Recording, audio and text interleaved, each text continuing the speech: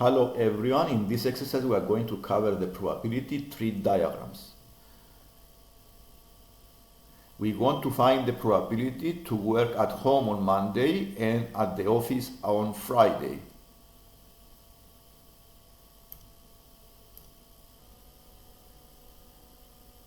We choose the right branches on the diagram, working on Monday at home and also working on Friday in the office.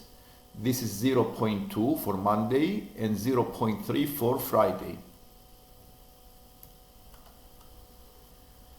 To combine two probabilities and find the total probability, we need to multiply their probabilities.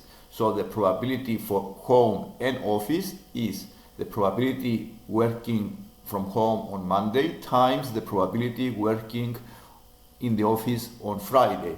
So 0.2 times the 0.3 give us 0.06, and this is the total probability.